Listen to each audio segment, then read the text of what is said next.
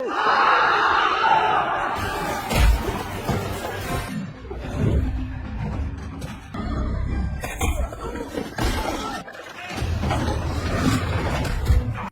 शुरू होती है और हम एक आदमी को देखते हैं जो मस्त गहरी नींद में सो रहा होता है। तभी वहाँ पर एक घोड़ा आता है और इस आदमी को बालों से पकड़कर घसीटता हुआ ले जाता है और इसका मुंह पानी में डुबो देता है। असल में इस घोड़े का अपने मालिक को जगाने का एक खास अंदाज था जिसे वो हर रोज सुबह के वक्त फॉलो करता था। इस आदमी का नाम ल्यू और घोड़े का नाम रेड है। ल्यू उठता है और अपने घोड़े को एक खास जगह पर बांध देता है और खुद वहीं सो जाता है। तभी हमें सीन में दो लोगों को दिखाया जाता है जो आपस में बातें कर रहे होते हैं कि ये मास्टर ल्यू है जो कभी हांगकांग में स्टैंडमैन हुआ करते थे और आज इनके खाने के लाले पड़े हुए हैं। सीन शिफ्ट होता है और हम ल्यू को देखते हैं जो एक जगह पर बैठा बियर की बोतलें खाली कर रहा होता है। तभी यहाँ पर दामी नाम का एक आदमी आता है और ल्यू से पैसे मांगता है, लेकिन जब ल्यू बात टालता है तो वो आदमी इसका बैंकयार्ड या घोड़ा देने के लिए कहता है, लेकिन ल्यू मना कर देता है। इस पर दामी को गुस्सा आ जाता है और वो कहता है कि मैं तुम्हारा घोड़ा जरूर लेकर रहूंगा। इस पर इन दोनों के बीच में लड़ाई शुरू हो जाती है और ल्यू दामी और इसके चमचों को खूब पीटता है और नीचे आकर अपने घोड़े को भी बचाता है। इसके बाद ल्यू घोड़े पर बैठता है और भागता हुआ एक शो पर पहुंच जाता है। यहाँ ल्यू एक दो स्टंट दिखाता है और एक जगह पर जाकर अपने घोड़े को छिपा देता है और साथ में खुद भी वहीं छिप जाता है, जिसकी वजह से दामी और इसके आदमी ल्यू को नहीं ढूंढ पाते और वो आगे निकल जाते हैं। अगले दिन ल्यू अपने घोड़े के साथ बैंकयार्ड में होता है। तभी वहाँ दो लोग आते हैं। ये दोनों ल्यू को बताते हैं कि आज से 3 साल पहले तुम्हें ये घोड़ा एलन पा से मिला था। इस घोड़े को लेकर जूना और एलन पा के दरमियान 3 साल लड़ाई चली और अब ये लड़ाई खत्म हो चुकी है और जूना ये लड़ाई जीत चुका है और इसने इस घोड़े को नीलामी पर लगा दिया है और अब तुम्हें ये घोड़ा इन्हें देना होगा। ल्यू रेड को छोड़ने के लिए तैयार नहीं था, इसलिए वो दोनों को बाहर निकल जाने के लिए कहता है। तभी वहाँ पर दो लोग छलांग लगाते हैं, श्यामू और यंग। असल में ये दोनों ल्यू के साथ नहीं रहते हैं।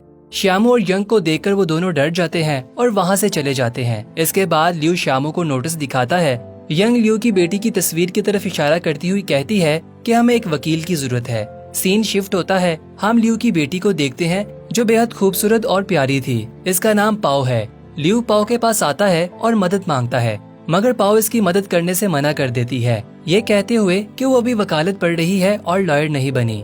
वो निराश होकर वहाँ से चला जाता है। अगले सीन में हमें पाओ का बॉयफ्रेंड नई हवा नजर आता है।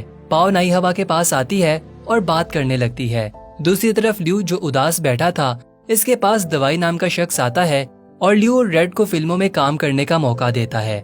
ल्यू ये सुनकर बहुत खुश हो जाता है और दवाई को घोड़े के साथ कुछ स्टंट करके दिखाता है। इधर नई हवा पाओ से कहता है कि मेरी फैमिली तुमसे मिलना चाहती है। इस पर पाओ कहती है कि तुम जानते हो कि मैं अनाथ हूँ और हमें शादी कब करनी है ये मैं डिसाइड करूंगी। सीन शिफ्ट होता है और हमें पाओ अपनी माँ के साथ नजर आती है। पाओ की माँ उसे कहती है कि तुम्हें अपने पिता के साथ शांति बनानी चाहिए। यहीं पर हमें पता चलता है कि पाओ की माँ की मौत तो बहुत पहले की हो चुकी है। पाओ तो बस इनके बारे में इमेजिन करती है। इसी इमेजिनेशन में पाओ की माँ कहती है कि अगर दोबारा तुम्हें तुम्हारे पापा मिले तो उनसे मुंह मत फेरना। अगली सुबह पाओ नाश्ता कर रही होती है। इसकी नजर अपने पिता पर पड़ती है जो अपने घोड़े को तैयार कर लाए हैं। असल में वो चाहते हैं कि इनके साथ लोग तस्वीर खिंचवाएं और बदले में कुछ पैसे भी दें। ल्यू यहाँ कई स्टंट भी करके दिखाता है, मगर कोई फायदा नहीं होता। ना तो कोई इनके पास आता है और ना ही कोई इन्हें पैसे देता है। ये देखकर पाओ को बहुत बुरा लगता है और इसलिए वो बैंकयार्ड वापस आती है और ल्यू से मिलती है। पाओ कहती है कि अगर आपको मदद चाहिए तो मैं अपने बॉयफ्रेंड से बात कर सकती हूँ, वो एक वकील है। इसके बाद पाओ वहाँ की चीजें देखने लगती है और वो रेड से भी मिलती है। घोड़ा पाओ को देखकर बहुत खुश होता है और इसकी हर बात मानता है। कहानी आगे बढ़ती है और हम नई हवा को देखते हैं जो ल्यू से मिलने आता है, लेकिन वहाँ की रखी गई चीजों को देखकर डरने लगता है। तभी पाओ आती है और कहती है कि आप लोगों ने अभी तक कुछ डिस्कस नहीं किया।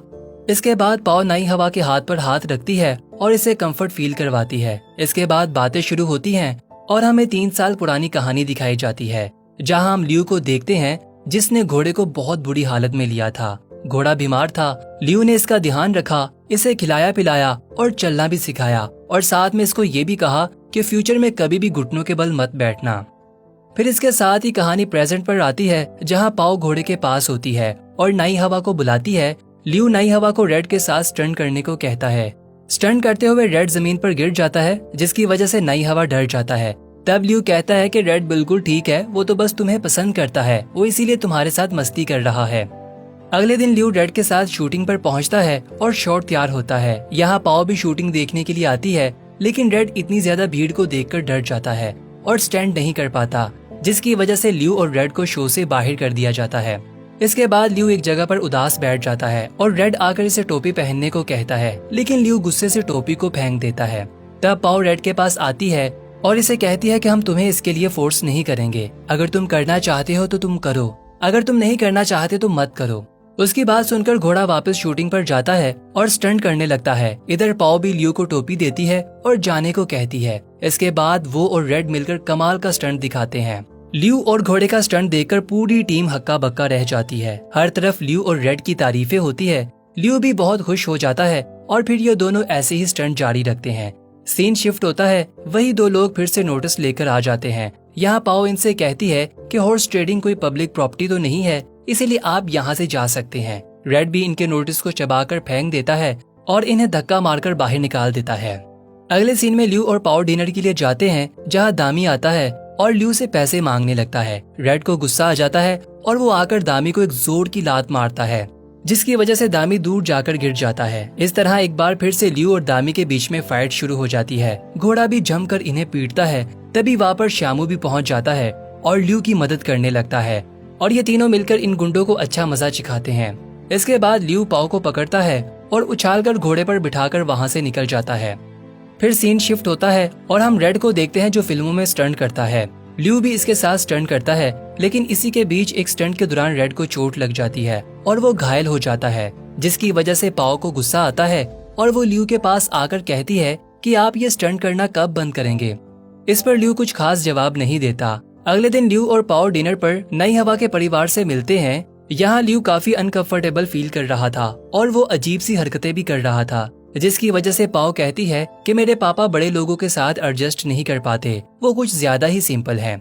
ये सुनकर ल्यू नई हवा की फैमिली को कहता है कि आप मेरी वजह से मेरी बेटी को रिजेक्ट मत कीजिएगा, वो बहुत अच्छी है। डिनर खत्म होता है, नई हवा और इसकी फैमिली वापस चले जाती है। इनके जाने के बाद पाओ ल्यू पर बहुत गुस्सा करती है और इन्हें नई हवा की फैमिली के साथ अच्छे से बर्ताव ना करने पर जम के डांटती है। इसके साथ ही वो इनसे कहती है कि आपको रेड के साथ अच्छे से बर्ताव करना चाहिए। सीन शिफ्ट होता है और हम पाओ को देखते हैं, जो रेड के साथ बैठकर टीवी देख रही थी। टीवी पर पाओ अपने फादर और रेड के स्टंट देख रही थी। यहीं पर ल्यू भी होता है। टीवी देखते हुए पाओ अपने पिता से कहती है कि आप बहुत कूल हैं। ये सुनकर ल्यू की आंखें नम हो जाती हैं और पाओ की आंखों से भी आंसू निकल जाते हैं। तभी सीन शिफ्ट होता है और हम 8 साल पहले पहुंच जाते हैं। यहाँ ल्यू होता है, जो बहुत ही ऊंची जगह पर स्टंट कर रहा था। ये स्टंट करते हुए ल्यू अचानक से नीचे गिर जाता है और इसके सर पर गहरी चोट आती है। इस चोट की वजह से ल्यू को पूरे 8 महीने तक कोमा में रहना पड़ता है। असल में ये ल्यू अपनी बेटी को बता रहा होता है। ल्यू कहता है कि इन 8 महीनों में काम ना करने की वजह से मेरा दिवालिया हो गया था। तुम्हारी माँ से भी मैं नहीं मिल पाया। पाओ कहती है कि माँ की तरफ से मैं आपको माफ करती हूँ। फिर इसके बाद दूसरी तरफ दामी बैंकयार्ड में रेड के पास आता है और इसे इंजेक्शन लगाने की कोशिश करता है ताकि वो इसे अपने साथ ले जा सके। तभी रेड की आंख खुल जाती है और ये सब मिलकर इसको पकड़ने की कोशिश करते हैं। रेड भी इनसे बचने की पूरी कोशिश करता है। इससे पहले कि दामी रेड को काबू में करता, वहाँ ल्यू पहुँच जाता है और इन सब की पिटाई करने लगता है। ल्यू एक चेयर पर बैठकर दामी को सीढ़ियों से घसीटता हुआ नीचे लाता है और नीचे गिराकर दामी से कहता है कि तुमने हाथ क्यों नहीं छोड़ा। इस पर दामी कहता है कि मेरा हाथ फंस गया था। इसी तरह ल्यू दामी और इसके साथियों को मारकर वहाँ से भगा देता है। फिर इसके बाद अगली सुबह फिल्म स्टार युवान ल्यू के पास आता है और ये दोनों बैठकर चाय पीते हैं और ढेर सारी बातें करते हैं। युवान ल्यू से कहता है कि अगर इस दिन हांगकांग में आप ना होते तो शायद आज मैं जिंदा ना होता। युवान कहता है कि मैं आपके साथ एक फिल्म बनाना चाहता हूँ। मैं चाहता हूँ कि आप और रेड इसमें काम करें। लेकिन ल्यू कुछ सोचता है और फिल्म के लिए मना कर देता है, जिसके बाद युवान वहाँ से वापस चला जाता है। इसी शाम पाओ और नई हवा ल्यू के पास आते हैं। वो दोनों बताते हैं कि हमें सबूत मिल गया है। ये सुनकर ल्यू बहुत खुश होता है, लेकिन उसी वक्त रेड पीछे से एक टी शर्ट उठा देता है, जिस पर ल्यू पाओ को बताता है कि आज सुबह फिल्म स्टार युवान आए थे, इन्होंने मुझे फिल्म का ऑफर दिया है। ये सुनकर पाओ गुस्सा हो जाती है और वहाँ से चले जाती है। ल्यू कुछ समझ नहीं पाता और अगले दिन युवान के बताए हुए लोकेशन पर शूटिंग के लिए पहुंच जाता है। यहाँ ल्यू अपने घोड़े पर बैठकर सीन शूट कर रहा होता है। तभी इसे अपने घोड़े का ख्याल आता है और ध्यान ना देने की वजह से वो जमीन पर गिर जाता है। इसके बाद ल्यू उठता है और रेड से माफी मांगता है और कहता है कि बस ये अब रुकने का समय है। इसके बाद ल्यू युवान से माफी मांगता है और फिल्म के लिए मना करके वहाँ से वापस चला जाता है। ल्यू रेड के साथ पाओ के पास वापस पहुँचता है और कहता है कि मैंने पहली बार काम छोड़ा है। पाओ ये सुनकर बहुत खुश हो जाती है और दौड़कर आती है। ल्यू सोचता है कि पाओ इसके गले लगेगी, लेकिन पाओ तो रेड के गले लग जाती है और ये सीन थोड़ा मजाकिया हो जाता है। खैर, अगला सीन कोर्ट के अंदर का दिखाया जाता है जहाँ केस की समाअत हो रही होती है। ल्यू ये केस हार जाता है और नई हवा रेड के दूसरे मालिक के पास आता है और इसे कहता है कि आपके लिए भले ये एक गेम है, लेकिन ल्यू का वो परिवार है। लेकिन इस सब का उन पर कोई फायदा नहीं होता। अगले सीन में ल्यू रेड के पास होता है और इसे कहता है कि अब हमें अलग होना होगा। तब रेड ग्लव्स लाकर ल्यू को देता है और ये दोनों लास्ट टाइम प्रैक्टिस करते हैं। ल्यू रेड के गले लगकर खूब रोता है और अगले दिन इसके नए मालिक को इसे सौंप देता है। इसके बाद नई हवा, पाओ और ल्यू गाड़ी में बैठकर जाने लगते हैं, लेकिन रेड बार बार इनकी गाड़ी का पीछा करता है और बार बार कीचड़ की वजह से जमीन पर गिर जाता है। तब ल्यू गाड़ी से उतरता है और जोर से चिल्लाकर रेड से कहता है कि वापस जाओ और खुद गाड़ी में बैठकर खूब रोता है। रेड वापस लौट जाता है और अगले सीन में पाओ रेड के नए ओनर के पास आती है और इन्हें अपने पापा के बारे में बताती है। पाओ कहती है कि मेरे पापा से इनका सबसे अच्छा दोस्त मत छीने।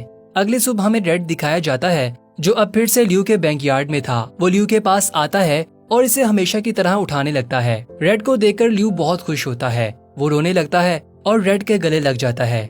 ये सब पास खड़े रेड का नया ओनर, नई हवा और पाओ देख रहे होते हैं। रेड का नया ओनर पाओ से कहता है कि अगर तुम मेरे पास ना भी आती तब भी आज रेड यहीं होता, क्योंकि मैं इसे खुद वापस लाने वाला था। असल में वो खाना नहीं खा रहा था। इसके बाद पाओ और नई हवा भी ल्यू के पास आते हैं और तीनों रेड के गले लग जाते हैं और इसके साथ ही ये कहानी अपने अंत को पहुंचती है।